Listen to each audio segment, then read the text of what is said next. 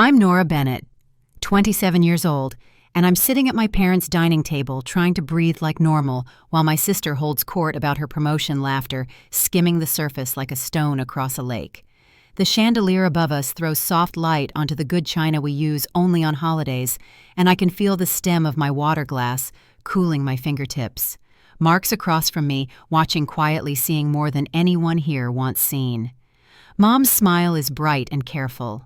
Dad's questions to Paige come easy practiced.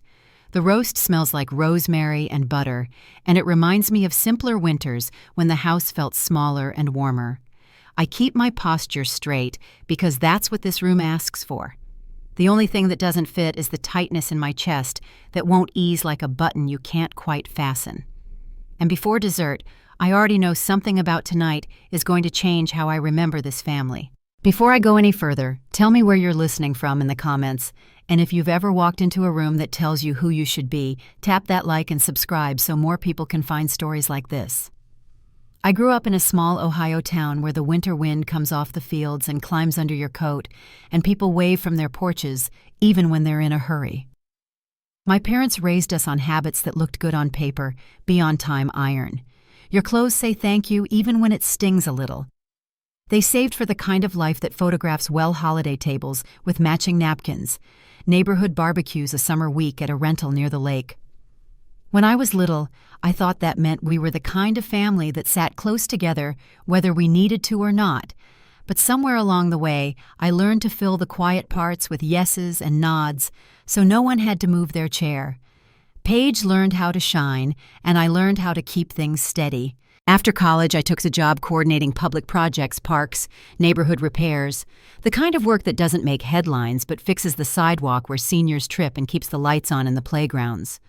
I like the order of it, the way a list can turn into something you can touch.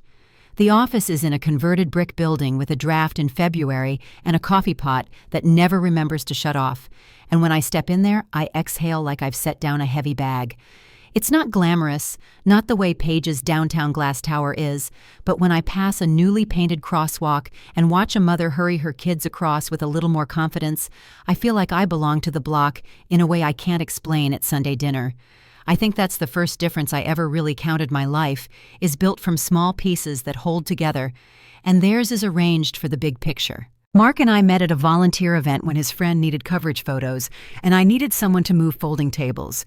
He has the kind of patience that waits for a moment to tell the truth by itself, and that's what I recognized in him before I knew the rest.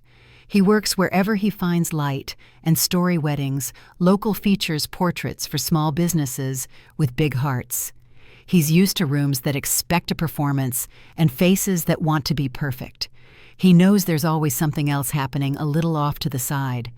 When he asked my parents for their blessing a few months ago, he wore a suit he hadn't needed since his sister's graduation and brought a bouquet he picked himself from a roadside stand. Mom called it thoughtful, and Dad said Mark seemed capable, which is what my father says when a person passes inspection. Tonight, the table looks like a catalog page runner, straight as a highway candlesticks, standing at attention, plates set with the gold rim turned exactly the same way. Paige tells a story about a meeting where she saved the day with printed slides, and Dad laughs the way he does when the world behaves. I nod, I smile, I pass the bread, and I feel Mark's eyes on me like a hand at my back. When Mom stands to clear dessert plates and comes back with a stack of leather albums, the room shifts by a hair the way air changes right before a snowfall. We've done this since we were kids, the parade of memories, the tidy record of us. The covers are soft from years of hands. The pages whisper when they turn. Mom sets an album in front of Mark and says she thought he might enjoy seeing our history, which is something she loves to say when company is here. He thanks her gentle as always and rests his fingertips on the page before he looks. Dad starts narrating. This was the lake house. This was Paige's 8th birthday. This was the Christmas we got the big tree down by the farmer's market. And I try to float along like always, but something in my stomach knots. The photos look bright and regular vacations with sun caught in our hair. Birthday cakes held out over tablecloths with tiny stars matching sweaters on the living room sofa. I've seen these pages 100 times, and I know where to expect myself a step behind or to the side, smiling small. Mark turns a page, and his expression changes in a way most people wouldn't notice. His focus sharpens, like when he sees a play of light worth chasing. He doesn't say anything, not with my parents watching, but his thumb lingers near a corner and his brow pulls in just a fraction. I feel the warmth leave my hands. Mom leans in with another story, as if to keep the page moving, and Dad pours coffee that smells like the end of a long day. I focus on the clink of a spoon against porcelain on the candle wax gathering at the base like snow. Mark looks up and meets my eyes, and in his there's the softness he saves for when truth is coming, whether we want it or not.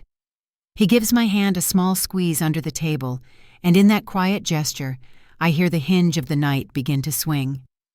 Mom turned another page, and the air felt different, thicker, quieter. Mark's hand stayed on mine under the table, warm and steady, while Dad continued talking about a family barbecue I barely remembered. The photo showed all of us near a picnic table in the yard behind our old house, the one with the apple tree that never produced fruit. Paige had frosting on her nose. Dad was laughing. Mom's hair was caught in the sunlight, and there I was, smaller off to one side, smiling in a way that didn't look quite right. Mark leaned closer, studying the picture as if he was seeing it through a different kind of lens. "That's an interesting composition," he said lightly, his tone polite. Mom beamed at the attention and turned another page. "Here's our trip to the coast," she said, tapping the photo with her manicured nail. Paige loved the sea air, but Mark's smile faded a little as his eyes moved between the photos. I could feel the tension gather in his shoulders. He didn't say anything until Mom stood to fetch more coffee. Then his hand tightened around mine almost imperceptibly. "Nora." He whispered, his voice so low I barely heard him. "These are edited." I blinked, unsure I heard him right. "What your face? It's identical in every one. The same angle, same expression, same light. It's been copied."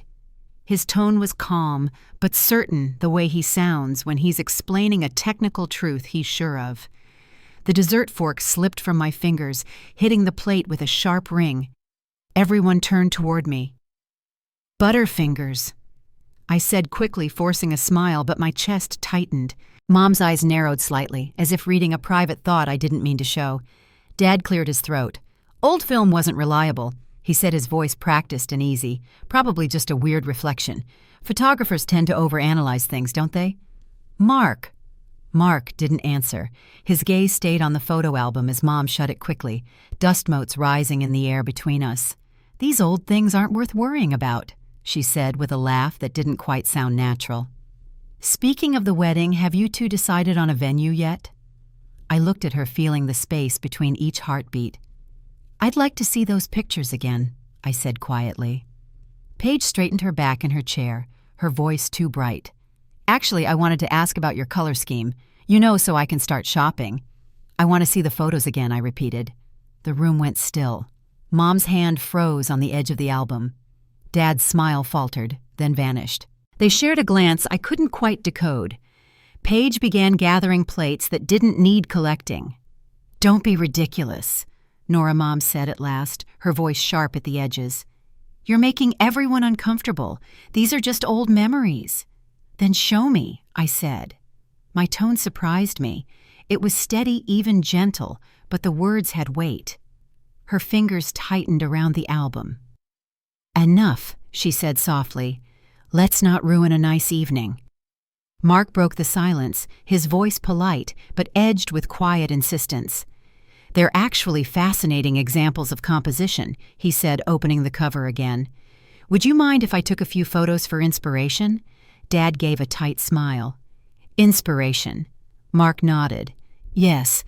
The framing choices, the way the light falls, it's unusual." He lifted his phone, the soft click of the shutter echoing louder than it should have. Mom's color drained slightly. "I don't think that's necessary." "It's fine," I said before she could stop him. Mark took several quick photos, then set the book down gently. "Thanks," he said, his voice even. "They really are unique. When we left that night, the cold air outside the Bennett house felt cleaner than anything I'd breathed all evening. The front windows glowed behind lace curtains, the same ones Mom washed every spring, and for the first time I saw the house not as home, but as something sealed every window bright and unreachable. At the hotel, I paced while Mark set his laptop on the small desk by the window. Neither of us spoke until the quiet between us felt fragile. Finally, I said, "Are you sure you saw what you think you saw?" Mark connected his camera, the faint chime of the device breaking the silence. "You deserve to know," he said simply. I sat on the edge of the bed, hands clenched in my lap, watching as he pulled the photos onto the screen. The software looked complicated, but Mark moved through it easily, opening several images side by side. "Look," he said, turning the screen toward me. At first I didn't understand what I was seeing. Then my stomach dropped. My face appeared 3 times, same smile, same tilt of the head, same shadow across the cheek. Only the background changed, once a picnic table, once a Christmas tree, once the beach. "That's not possible," I whispered. He zoomed in, pointing to numbers and graphs I couldn't follow. "It's the same digital imprint, identical. The odds of that happening naturally are 0. I stared at the images until my throat felt tight. Something small and fragile in me cracked open. "Why would anyone do that?" Mark didn't answer right away. "There's more," he said, lowering his voice. "The timestamps in the files, they don't match. Parts of these photos were created months apart. I couldn't look anymore." I stood and crossed the room, pressing my hand against the cold window pane. My reflection looked unfamiliar, like it belonged to someone else.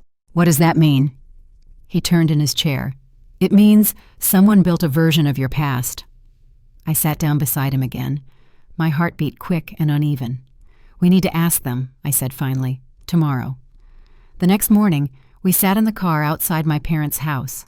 Frost glittered across the windshield, the kind that melts in thin lines where the sun touches it first. Mom was visible through the front window, arranging flowers on the mantel. Dad stood by the fireplace, arms crossed. "Ready?" Mark asked quietly. "No," I said, opening the door anyway. Inside, the house smelled of coffee and furniture polish. Paige's voice floated from the kitchen, but she fell silent when she saw us. Mom's expression tightened. Dad's brow furrowed. "What's this about?" Dad asked. I looked straight at him. "The photos," I said. "They're edited." Mom's hand froze on the back of a chair. "That's absurd." "We have proof," Mark said, setting his laptop on the table. "The same image of Nora's face appears across different years. The data confirms it." Dad's jaw worked for a moment. "Maybe some light touch-ups," he said finally. "Everyone edits photos these days." Mom nodded quickly. "We only wanted the pictures to look nice. You were always running off when we tried to take family shots." I stared at her. "So, which is it? Did you fix them, or was I not there?" The silence that followed was long and heavy. "I want to see my birth certificate," I said quietly. "And any adoption records you might have." Paige gasped. "Nora, what are you saying?" Mom sank into a chair, her face pale. "We gave you everything," she said softly, her hands trembling. "Everything you have." Dad stepped closer, his voice low and cold. "Be careful, Nora. Don't forget who helped you get your job. It'd be a shame if people started to think you weren't stable." The words hit like a slap. Mark moved beside me, his body angled slightly forward. "That's enough," he said firmly. Dad's eyes flicked to him. "Stay out of this." Mom stood, tears welling in her eyes. "Please don't do this to us." I took a slow breath. "You did this," I said quietly. Mark guided me toward the door, his hand steady at my back. Behind us, I heard Paige start to cry. Outside, the cold air bit at my face, but it felt like the first real breath I'd taken in years. I didn't know what was coming next, only that the story I'd been told about my life no longer fit. When we reached the car, Mark started the engine, but neither of us spoke. The silence stretched until it felt like part of the air itself. Finally, he said, "Whatever this is, we'll find the truth." I looked out the window at the house where every photo had once felt like proof of belonging. For the first time, I saw it for what it was, walls built to hold a secret. And in that stillness, I realized we were already standing at the edge of it, about to see how deep the cracks truly ran. The day after that confrontation, the quiet in our apartment felt heavier than the arguments left behind. Mark sat by the window, laptop open, sorting through the photos he'd saved from my parents' album. I tried to read the headlines scrolling across the morning news, but the words blurred before my eyes. Every sentence in my head began with the same question and never found its ending. When the phone rang, I thought it might be a wrong number, but it was Paige. Her voice was hushed, like she was calling from a place where she didn't want to be overheard. "Nora, just leave this alone," she said, the sound thin through the receiver. "Mom hasn't stopped crying. Dad's furious. You're tearing the family apart. I'm asking for the truth," I said. Her breath caught. "You're asking for trouble." Then she hung up. The silence afterward felt louder than her words. Mark closed his laptop and looked at me waiting. I told him about the call and his jaw tightened. "They're trying to isolate you," he said quietly. "That's what people do when they're scared."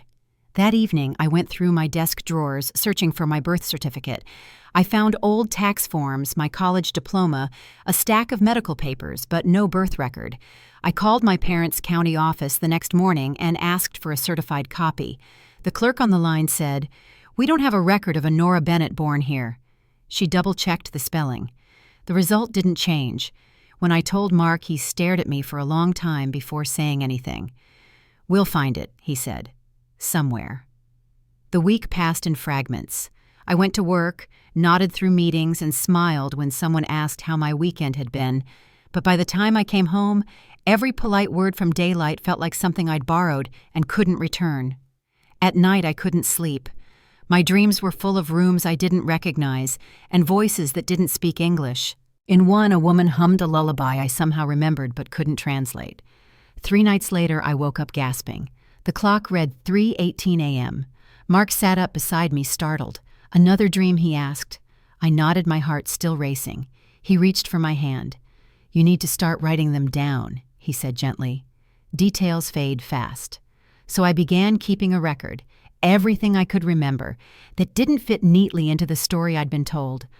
Small things at first, how no one could recall my first day of preschool, how Mom always deflected when I asked about baby photos, how my earliest memory was sitting in a cold office with bright lights and people talking over me. Each note seemed like a loose thread I couldn't stop pulling. The following weekend, while I was organizing my notes, someone knocked on the apartment door. It was Mrs. Sullivan, the older woman from down the hall, holding a plate of oatmeal cookies wrapped in plastic.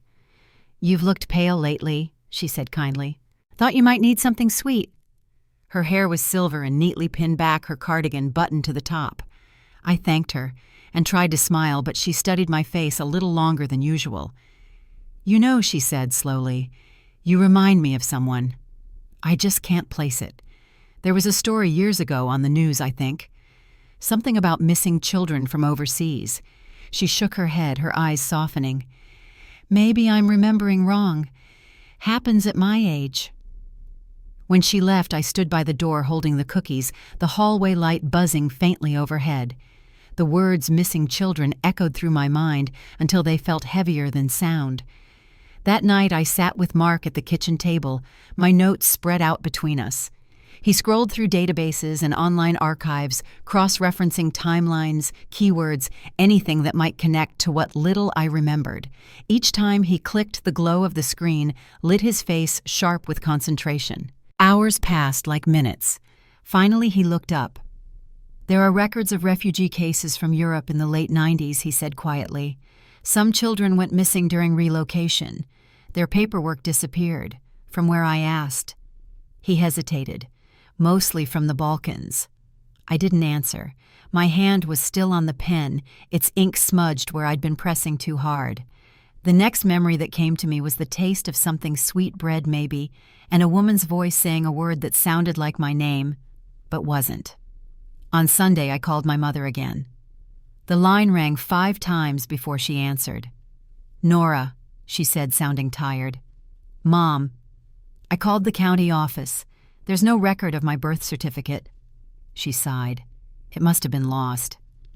"We've been over this." "No," I said quietly. "We haven't." Her voice sharpened. "I'm not doing this with you." Before I could speak again, the line went dead. By Monday morning, things at work started to shift. My supervisor, A kind woman named Carol Hayes called me into her office. "Your father reached out," she said carefully. "He told me you've been under stress and might need some time away." I gripped the edge of the chair. I didn't authorize him to speak for me. Her expression softened. "I figured as much. I just wanted to hear it from you." Afterward, I sat in my car for a long time before turning the key.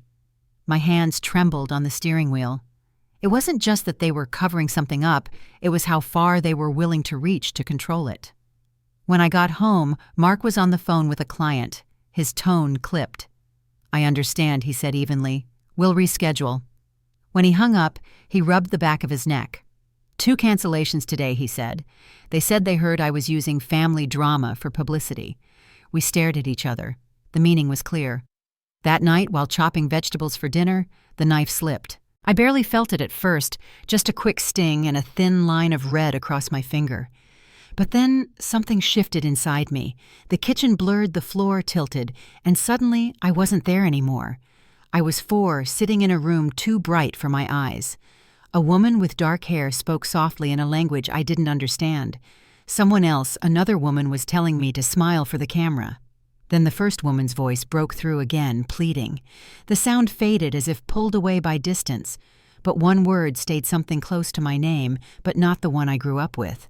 The memory snapped back so sharply, I nearly dropped the knife. I leaned against the counter, breathing hard. Mark rushed over, grabbing a towel from my hand. "You're okay," he said, his voice steady. "Just breathe." But my heart wouldn't slow. The image of that woman, her face half-hidden, eyes filled with something I couldn't name, stayed behind my eyes. When I finally sat down, Mark crouched beside me, his hand resting on my knee. "You're remembering something real," he said quietly. For the first time, I couldn't argue. Over the next few days, I wrote down every fragment I could recall, the smell of citrus soap, a tune hummed low and gentle, the color of the walls in that too bright room. Each piece felt like a message from someone I used to know. Sleep became impossible. Every time I closed my eyes, I saw flashes, a small apartment, a window overlooking narrow streets, the outline of a woman's hands smoothing my hair. On Saturday morning, I woke to a knock at the door. Mrs. Sullivan stood there again, this time without cookies. "I saw a program last night," she said. "Old footage about the refugee crisis years ago. There was a little girl. She looked like you did when you moved in here. I asked what channel, but she couldn't remember." She pressed her lips together. "Maybe it's nothing," she said softly. "But maybe it isn't." After she left, I sat on the couch with my notebook open and my pen poised the page blank. I wrote one word at the top, "why," and circled it until the paper nearly tore. Mark came in from his studio, his eyes tired but determined. "I've been looking deeper," he said, setting his laptop down. "There's a pattern. All those photo edits were done within a specific time frame, 1997 to 1998. He paused, letting the numbers sink in. "When you were 4, I looked up at him. The sound of those years echoed like a date carved into stone. For the first time, the line between memory and truth felt thin enough to step across. Somewhere, a woman's voice still waited for me to remember her. And as the pieces began to fit together, I knew I couldn't stop looking now, no matter what it uncovered next. By the time Christmas lights started showing up on porches around town, I had stopped pretending I was fine. My parents had gone quiet. No calls, no messages, but silence carried its own kind of pressure. I spent my evenings at the kitchen table scrolling through records and documents that offered only partial truths. Mark stayed close sometimes, helping, sometimes just listening to the sound of my pen moving across paper. That Saturday morning, the apartment was still except for the faint hum of the heater. Mark leaned over his laptop, the glow from the screen outlining his face. "Nora," he said quietly, "there's something you need to see." I set down my coffee. "These files," he continued, the photo edits, they were all made within the same window, 1997 to 1998. He paused. "When you were 4, the words landed like a key turning in a lock. The dates matched the fragments I remembered, the too bright office, the woman's voice calling a name that wasn't mine. I stood, my palms flat against the table. "I have to talk to them," I said. Mark met my eyes, weighing what that would mean, then nodded once. We drove to my parents' house the next morning. The air was sharp, the sky pale and cold. Christmas decorations were half finished, garland draped unevenly across the porch railing boxes still open by the front door. When Mom saw me through the window, her expression flickered shock, then relief, then something else entirely. She opened the door, her smile tight. "Nora, thank God, we've been so worried." Her voice carried that practiced warmth she used at church or neighborhood gatherings. Dad appeared behind her, standing straight, his arms folded. "Come in," he said flatly. The living room looked the same as always, yet I felt like I was seeing it for the first time, the framed photos, the piano Mom never let anyone play, the scent of pine candles. I stayed near the doorway. "We need to talk," I said. Dad's voice came calm, deliberate. "About what?" "The photos," I answered. "The ones you edited. I want the truth." Mom's hands trembled as she smoothed her sweater. "Oh, sweetheart," she said softly. "You're letting this get into your head. We just wanted nice pictures. You never liked having your photo taken, remember?" "That's not true," I said. "You replaced me. You used the same image again and again." Silence filled the room. Paige appeared from the hallway, her eyes wide. "Nora, please stop. Mom's been sick over this." I looked at her, then back at my parents. "Sick because you're hiding something." Dad's expression hardened. "Enough." But I kept going. I remember things now, words I didn't understand. A woman who looked like me. For the first time, Mom's mask slipped.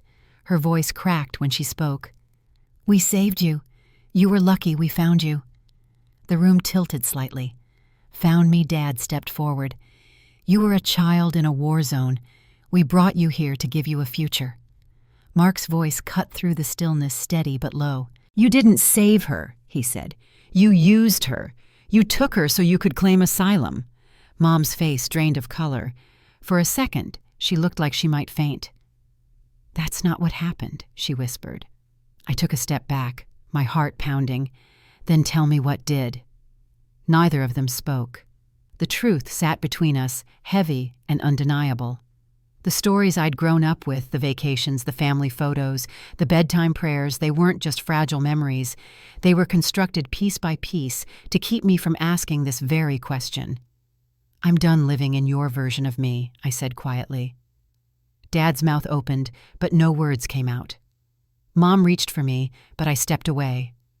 "You don't understand," she said desperately. "You have everything because of us." "I don't even know who I am," I replied. Mark moved closer, his hand at the small of my back. "We should go," he said softly. As we walked to the door, Paige called after me. "Please, Nora, don't do this to them." I turned once, seeing her standing there confused, torn between loyalty and truth. "They did it," I said. "I'm just trying to live with it." The door shut behind us with a hollow sound. Outside, the cold hit like water.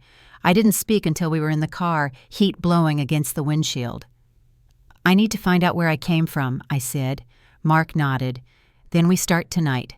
Back at the apartment, he pulled immigration records, international archives, anything that might connect to children relocated from Europe in the late 90s. Most files were incomplete, but patterns started to appear missing. Documentation altered names, cases that went uninvestigated because of the chaos of war. He worked late into the night, eyes fixed on the screen, while I sat beside him scanning lists that blurred together. By dawn, he found something.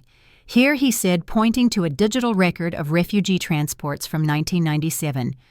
The location, the Balkans. One entry listed an unnamed girl about 4 years old, transferred under questionable guardianship. My breath caught. "Can we trace it?" "Maybe," he said. "It'll take time." Over the next week, the calls from my parents came daily. Some were pleading, some angry, others just silent before the line disconnected. Paige left voicemails, her voice thick with tears. I stopped listening after the fourth one.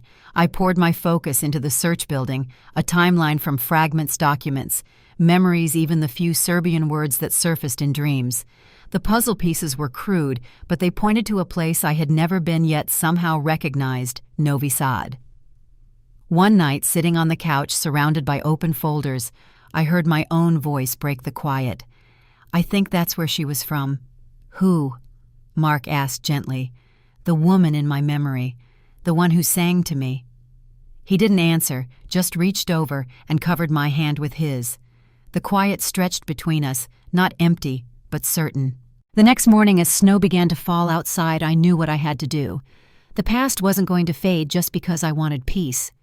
There was only one way forward to confront it completely wherever it led. I looked at Mark across the table, the half-finished cup of coffee between us gone cold. "I'm going to find her," I said. He didn't hesitate. "Then I'm coming with you." Outside, the city moved quietly beneath the snowfall, everything muffled and still. But inside me, something new had begun to move steady and unstoppable, like a current carrying me back toward the truth that waited beyond the edge of the life I'd always known. The night after that final argument with my parents, I couldn't shake the feeling that I was standing on a fault line waiting for the ground to move.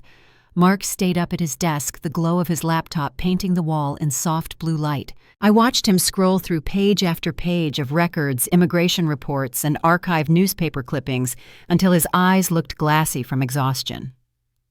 At some point past midnight, he spoke without looking away from the screen.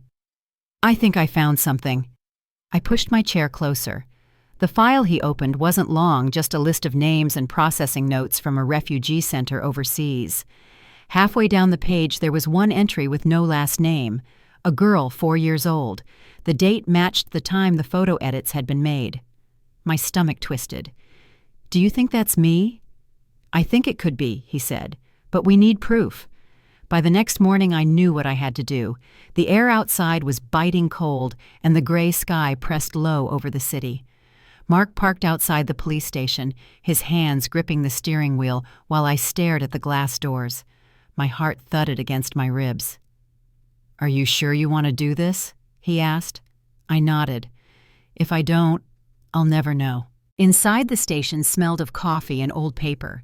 A young officer led us to a waiting area before returning with an older man, whose badge read Officer P. Marshall. His voice carried the calm tone of someone who'd seen nearly everything. "How can I help you?" he asked, motioning us toward a small desk. "I need to report a possible crime," I said. "I believe I was taken as a child." He studied my face for a moment before sitting down. "Tell me everything you can." I pulled out a folder filled with Mark's photos, metadata printouts, and my notes. One by one, I laid them out across the desk, explaining what we'd found: the identical photos, the missing records, the memory fragments that didn't belong to the story I was raised with. Marshall listened without interrupting. His brow furrowed as he traced the dates with his finger. "These timestamps," Mark said quietly, pointing to the highlighted numbers, "show that the edits were done in 1997 and 1998. Marshall leaned back, exhaling slowly. "That's a serious claim," he said.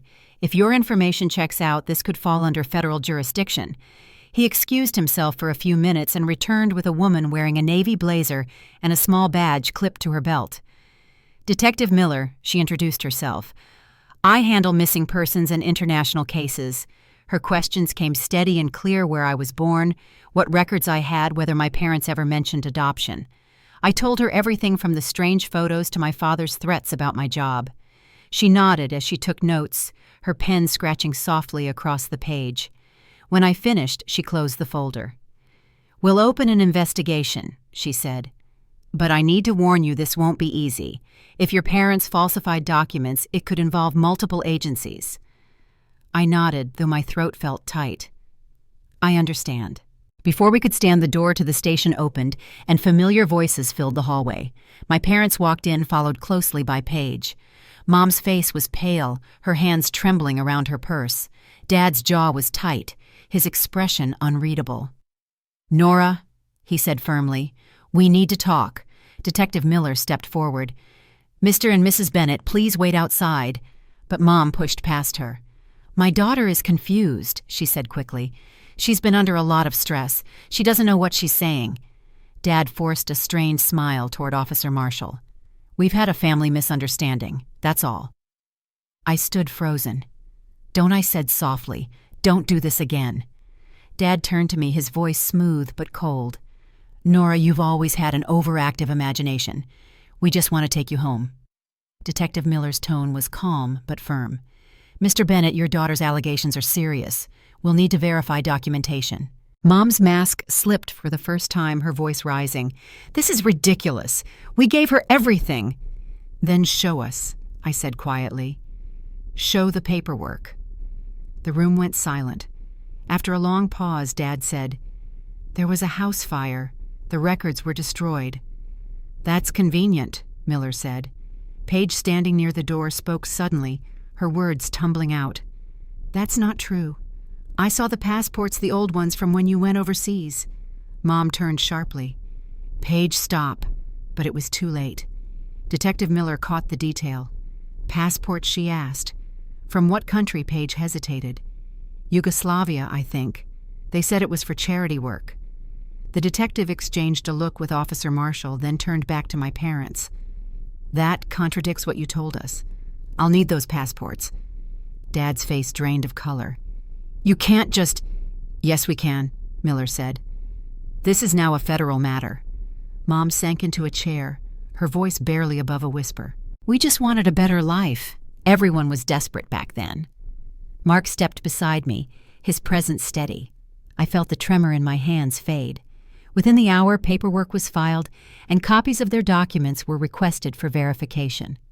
As we left the station, Detective Miller pulled me aside. "We'll contact you soon," she said. "You did the right thing coming in." Outside, the afternoon light was harsh against the snow. I stood for a moment watching my parents through the station window as they spoke to the officers. Their faces, once so familiar, looked smaller somehow, tired and cornered. Back in the car, I rested my head against the seat. Mark reached for my hand, and we sat there in silence until the tension eased enough for me to speak. "I never thought I'd see them like that," I said quietly. He squeezed my hand. "You're not alone in this." The following days moved in slow motion. Detective Miller called with updates requests for verification interviews with immigration officials, contact with federal agencies. Each step felt like peeling back another layer of the life I'd known. Then one night, a notification lit up my phone. Mark had sent me a link to a social media profile. The woman's face on the screen made my breath catch. Her eyes the shape of her mouth. It was like looking into a mirror a few decades older. The profile name read Anna Novak. "She's from Novi Sad," Mark said quietly. "She's been posting for years about a daughter who disappeared in 1997. I couldn't speak. The word daughter seemed to hum through the air. "Do you want me to reach out?" he asked. I nodded, barely finding my voice. "Yes." He typed a message, careful and respectful, explaining who we were, what we'd found, and asking for any information she could share. Then we waited. Hours passed. The city outside went dark, the sound of passing cars fading until only the hum of the heater remained. When my phone finally buzzed, my pulse jumped. "She responded," Mark said. He read her words slowly. She described a child named Lena taken during refugee processing. The details matched the year, the location, even the mention of a blue blanket with yellow stars. I stared at the screen until the letters blurred. "That's mine," I whispered. "That's what I remember." Mark opened another program on his computer and uploaded her photo beside mine. The facial recognition software processed for several seconds before flashing a result. Match confidence, 88%. For a long time, neither of us spoke. The truth was no longer an idea or a suspicion. It was real, living and waiting across an ocean. Mark turned to me. "What do you want to do?" I took a deep breath, steadying myself. "I want to meet her," I said. "And I want to finish this the right way." He nodded, his expression firm. "Then we'll make it happen." Through the window, snow began to fall again, soft and steady. Somewhere out there was a woman who had once held me and the family, who had hidden that truth, now faced the light they'd tried to avoid for decades. The next step would take everything, patience, courage, and a kind of strength I wasn't sure I had yet. But I could feel it building, quiet and certain, as I whispered to the empty room, "I'm coming home." 2 days after Detective Miller filed the official report, my parents were called back to the station for questioning. Mark and I waited in the hallway while their voices carried faintly from the other side of the glass. Dad's tone was clipped, confident. Mom's was higher, brittle, around the edges. Paige sat in the corner near the door, twisting her scarf in her hands. When the detective called me in, the room smelled faintly of coffee and tension. Mom stood as I entered, her voice trembling. "Nora, honey, please. Let's stop this before it goes too far." I stayed near the door. It already has. Detective Miller motioned for everyone to sit.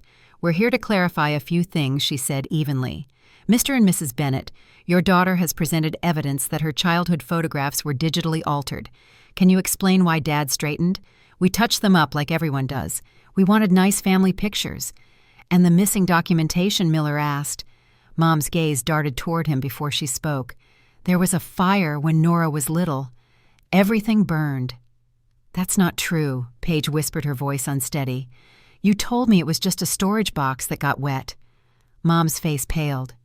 "Paige, please." Detective Miller leaned forward. "Your daughter also mentioned Yugoslav passports. Can you confirm?" Dad's mouth opened, then closed again. The silence stretched long enough for the sound of the wall clock to fill the space. Finally, he said, "Yes. We traveled there in the late 90s. It was humanitarian work. During the Balkan conflict," Miller pressed. He nodded once. "There were children in need." Mark, standing behind me, spoke softly. "And that's where you found her." Dad's composure faltered. "We didn't find her," he said sharply. "We were introduced to someone, a coordinator who handled placements." Mom's voice broke. She was alone, crying. "We couldn't leave her there." Detective Miller's expression stayed calm, though her pen paused above her notes. "Do you have proof of an adoption or any official paperwork from that coordinator?" Neither answered. After several minutes, Miller stood. "We'll be contacting federal authorities. This case involves international jurisdiction." When we left the room, Mom reached out as if to touch my arm.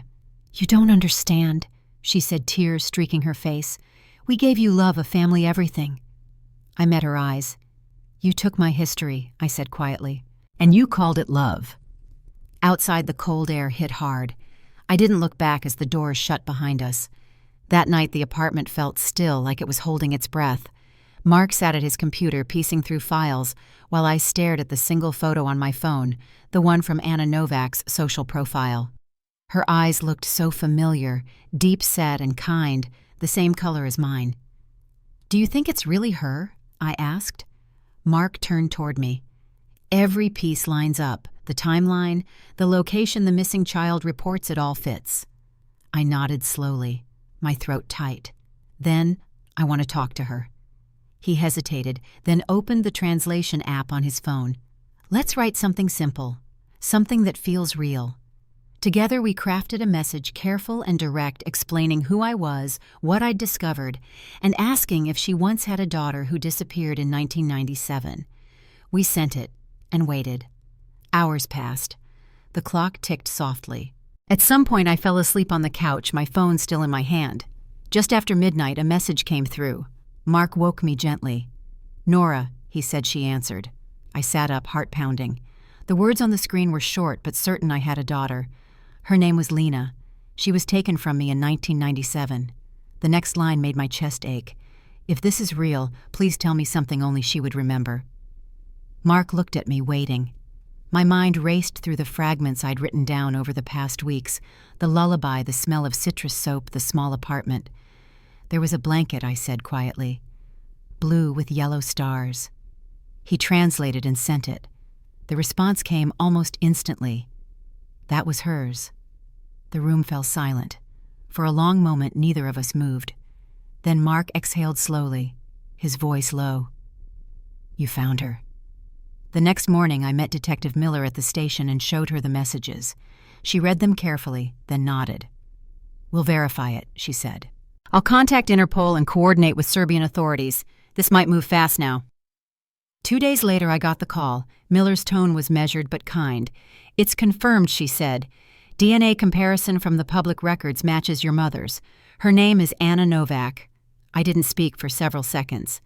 "What happens to the Bennetts?" "They'll face charges," she said. "Immigration fraud, falsified documents, possibly abduction. But that's up to the federal court." When I hung up, my hands were trembling. The truth had finally taken shape, but it carried a weight I hadn't expected. Later that week, the police station arranged a video call. Miller sat beside me, adjusting the laptop camera, while Mark stood nearby. When the screen flickered to life, a woman appeared in a softly lit room. Her hair was pulled back silver, threaded through dark brown strands. She brought a hand to her mouth as she looked at me. "Lena," she whispered. Her accent was gentle, the word trembling. My breath caught. "It's Nora now," I said. "But yes." She began to cry, quiet and steady. "You were 4, she said, her voice shaking. "They told me you died." The air in the room seemed to thin. "I didn't," I said softly. For several minutes we just looked at each other, separated by years and distance, but connected by something that had never really broken. She told me about her life in Novi Sad, how she'd searched for me through refugee centers, sent letters that were never answered, posted photos in local papers. Her story unfolded in pieces, each one fitting into the gaps I'd carried my whole life. When the call ended, I sat in silence, staring at the blank screen. Mark rested a hand on my shoulder. "You did it," he said quietly, but it didn't feel finished. The next day, my parents' lawyer requested a meeting. The federal hearing was approaching, and they wanted to settle quietly. I met them at an attorney's office downtown, the same building where Dad used to handle contracts for the city. The irony wasn't lost on me. They arrived together, subdued but still composed. Their lawyer, Mr. Peters, opened a folder and slid a document across the table. "My clients wish to offer a financial settlement," he said, "in exchange for discretion." I looked at the papers without touching them. The amount was substantial enough to erase debt to start over completely. Mom's eyes searched mine. "We can fix this," she whispered. "We can still be family." I shook my head. "Family isn't something you buy." Dad's voice was low. "You'll ruin us, Nora." I met his gaze. "You did that yourself." Mark stood beside me, calm and unflinching. "She doesn't want your money," he said. The lawyer gathered the papers silently. The sound of the folder snapping shut was final. When we left the office, snow was beginning to fall again, slow and quiet. For the first time in years, I felt steady, like I was standing on solid ground. The truth had cost me everything I'd known, but it had given me back something more, the chance to start my life with both eyes open. That night, as I sat by the window watching the snow cover the streetlights, a message arrived from Anna. "When you are ready, I will come." I read it twice, my heart full of something I couldn't name. Mark came up behind me, resting his chin on my shoulder. "Are you ready?" he asked softly. I didn't answer right away. Outside, the snow kept falling quiet and endless. "Almost," I said at last. It was the truth. And for the first time, the word didn't hurt to say. When the federal hearing date arrived, the courthouse buzzed with low voices and the rustle of paper. I sat in the front row beside Detective Miller, my palms pressed together in my lap. Mark stood near the back with his camera bag, though he hadn't taken a single photo since we arrived. Across the aisle, my parents sat flanked by their attorney, Mr. Peters. Their posture was impeccable, calm, polite, the picture of control, but Mom's fingers twisted the hem of her jacket, and Dad's jaw kept tightening every few seconds. The hearing began with a statement from the Department of Justice representative outlining the investigation that had confirmed falsified immigration documents, financial transactions, and an unverified child custody claim. Hearing the words spoken aloud made it harder to breathe. They weren't stories anymore, they were facts on record. When it was my turn to speak, I stood and walked to the witness table. My voice shook for the first few sentences, then steadied. I told them what had happened, the manipulated photographs, the missing paperwork, the truth that had surfaced piece by piece. I didn't cry. I simply told it the way it was. At one point, Mr. Peters interrupted. "Miss Bennett, is it fair to say my clients provided you a stable, loving home?" "They provided a home," I said quietly. But it was built on a lie. The room went still. Mom closed her eyes. Dad stared straight ahead. After testimony, the federal agent assigned to the case reviewed the evidence. A series of forged signatures altered travel records, and one payment made to an unnamed intermediary overseas. When the last document was displayed, the agent folded his hands. These actions meet the criteria for immigration fraud and child abduction under federal law. Mom let out a sound halfway between a sob and a breath. Dad reached for her hand, but she pulled away. The judge didn't read a sentence that day. The case would proceed through formal channels.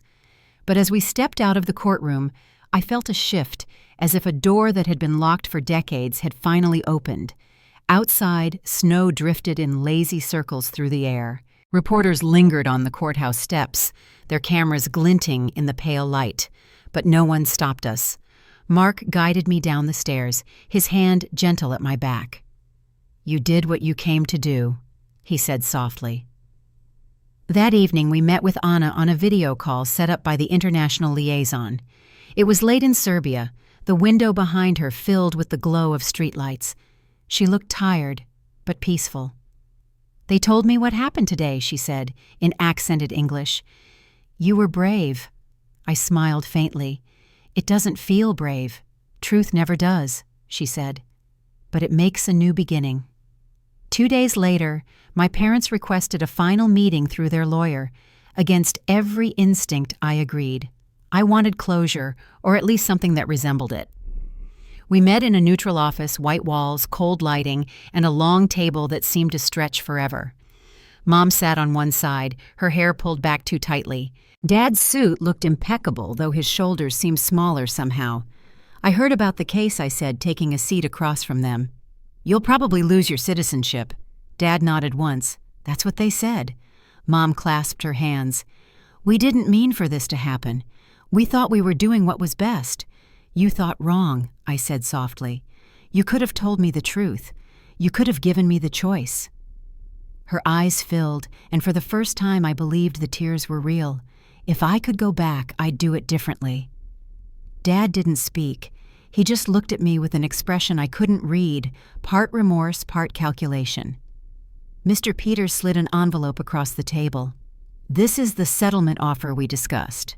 My clients understand you don't want the money, but they'd like you to have it for your future." I didn't open it. "My future isn't yours to pay for," I said. "Keep it." Dad drew a slow breath. "What happens to us now?" I met his eyes. "Whatever the law decides." When I stood, Mom reached out. Her voice cracked. "Nora, please, I still love you." I hesitated, then gently moved her hand away. "I know," I said quietly, "but love can't undo what you did." Mark waited for me outside in the hallway. When he saw my face, he didn't ask. He just reached for my hand as we walked out together. That night I dreamed of Anna again, not through a screen, but in a room filled with sunlight. She was laughing, her eyes crinkling at the corners, her hands flour-dusted from baking. The dream felt so real that I woke with the scent of pastry still lingering in my memory. A week later, Detective Miller called with news. "Immigration has approved expedited processing for your mother's travel visa," she said. "She'll be here within 60 days. The words sank in slowly. "She's really coming," she is, Miller said. "And the Bennett's case is moving to sentencing next month. You won't need to attend unless you choose to." When I hung up, the quiet of the apartment felt lighter than it had in months. Mark walked in from the balcony, snowflakes caught in his hair. "What did they say?" "She's coming," I whispered. "Anna's coming." He smiled, his eyes warm. "Then it's time to get ready." The next weeks passed in small, steady steps. I cleaned the apartment, bought fresh linens, and practiced Serbian phrases on my phone until the words began to sound familiar on my tongue. At night I sat with Mark planning the small welcome dinner we'd host when she arrived. Each detail felt like stitching something back together, a life that was finally becoming whole. Then one afternoon, an envelope arrived in the mail. It was from my parents' lawyer. Inside was a single sheet of paper and a note in my mother's handwriting. "We've accepted our sentence. We hope someday you can forgive us." I folded it carefully and placed it in a drawer, not as a keepsake, but as an ending. On the day of Anna's flight, I waited at the arrival gate, heart racing with every passing minute. When she appeared carrying a worn leather bag, I recognized her instantly. Her eyes searched the crowd until they found mine. We walked toward each other slowly, almost afraid to break the moment. When she reached me, she set the bag down and touched my cheek. "You grew up beautiful," she said softly. Tears filled my eyes before I could stop them. "You remembered me," I whispered. I never stopped, she said. The airport around us blurred into motion announcements, footsteps, laughter. But in that small space, everything was still. I felt her arms around me, steady and warm, and for the first time, the word mother felt complete. Later that night, Mark cooked dinner while Anna and I sat at the table looking through the photos she'd brought from Serbia. The pictures were worn at the edges, full of ordinary moments, birthday cakes, school recitals, the bakery where she worked. "This is the life I hope to give you," she said. "It's not too late," I told her. She smiled, her eyes glistening. "No, it's not." We ate together in the soft glow of the kitchen lights, the three of us, past, present, and future, finally sharing the same table. The road behind me was heavy with loss, but the one ahead felt wide open like the first clear morning after a long winter. And though I didn't know what the next day would bring, I knew the truth had set something right, not just in the records or the courts, but inside me. It had made room for peace to take root where silence used to live. As the snow began to fall again outside the window, I looked at Anna and felt a quiet certainty settle in my chest. For the first time, I wasn't a missing piece in someone else's story. I was home. Almost a year passed before life began to feel normal again, though normal had a new shape now. The walls of my apartment no longer felt like a hiding place, but like a beginning. Mark's photography studio had moved into the spare room, and my evenings were spent learning Serbian with Anna at the kitchen table. Her accent softened the edges of each word, turning every lesson into laughter and stories from her hometown. She'd found a small job at a local bakery, and sometimes I'd stop by just to watch her work, the smell of sweet dough and roasted walnuts filling the air. It wasn't the life either of us had imagined, but it was one we built together, one moment at a time. When she smiled at me across the counter, her eyes warm and sure, I saw a kind of peace I'd never known growing up. The Bennett's trial concluded quietly that spring. They accepted a plea deal that spared them jail time, but required restitution and the surrender of their citizenship. They planned to move to Canada once the paperwork was done. I didn't attend the final hearing. Paige did, though, and she sent me a message afterward. They looked smaller than I remembered. I didn't respond right away. It took me weeks to call her, but when I finally did, our conversation was calm, awkward at first, but honest. She apologized for not believing me sooner, for turning away when things got hard. I told her that I didn't need her guilt, only her truth. We've talked every week since, sometimes for hours, about ordinary things, recipes work, how Anna's English keeps improving. Forgiveness isn't a door that swings open. It's a hinge that loosens over time. By summer, the three of us, Anna, Mark, and I, moved into a small house just outside the city. It had a porch big enough for evening coffee and a yard where Anna planted herbs from her childhood garden. Mark hung his photos along the hallway, each one capturing a moment that once felt impossible. Our first dinner together, Anna's hands dusted in flour, Paige laughing through tears on her first visit. Every image was proof that healing had taken root. When the adoption advocacy group invited me to speak at their annual fundraiser, I almost declined. But Anna encouraged me, her hand covering mine, as she said softly, "Your story belongs to others now, too." So I went. The hall was filled with faces, some hopeful, some weary, but all of them listening. I told them about the night I saw those altered photographs and how everything I'd believed about my life unraveled from there. I spoke about the fear, the anger, and the strange relief that comes when truth finally steps into the light.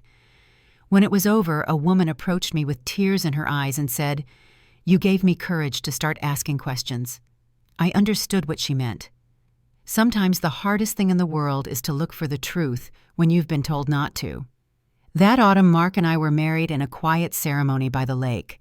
Anna walked me down the aisle, her hand trembling slightly as she passed mine into his. Paige stood beside me as my maid of honor, her eyes full of emotion she didn't try to hide. There were no lavish decorations, no photographers capturing the spectacle, just the sound of wind moving through the trees and the scent of cinnamon pastries Anna had baked that morning. After the ceremony, as the sun dipped low over the water, Anna handed me a small box wrapped in linen. Inside was a cloth doll, old, worn, and hand-stitched with faded thread. "I made this before you were taken," she said, her voice catching. It was the last thing you touched. I traced the tiny embroidered words along its hem, the same ones I'd found years ago in the Bennett's attic, not realizing then what they meant. "Welcome home, my little light," they read. The tears came slowly, quietly, the way peace does after a storm. I held her hand and whispered, "I'm home now." That evening, our guests left one by one, their laughter fading into the soft sound of the lake. Mark and I stood with Anna beneath the string lights, the three of us watching the reflection of the sky darken over the water. For a long time, no one spoke. Then Anna said something in Serbian words I didn't fully understand, but could feel in my bones. Later, she translated it for me. "Some losses return to you as blessings." As the last of the lights flickered out, I realized how true that was. The life I'd been given wasn't the one I started with, but it was the one I chose, the one I built from truth instead of pretending. The past still lived inside me, but it no longer ruled me. Now every morning when I wake, the smell of coffee and fresh bread fills the kitchen. Anna hums softly while watering her plants, and Mark leaves early to catch the sunrise with his camera. Our house is quiet, but it's full of something steady, something real. If there's one thing I've learned from all of this, it's that justice isn't always loud or dramatic. Sometimes it's a quiet room where lies no longer echo. Sometimes it's the simple act of reclaiming your name, your voice, your peace. So if you've ever felt lost in someone else's story, I hope you remember this. You can always start again. You can always find your way home, even if the map has been torn. Thank you for listening to mine. If this story touched your heart, share it with someone who needs a reminder that truth, no matter how painful, can still lead to healing. And maybe take a moment tonight to call someone you love just to say you're grateful they're in your life.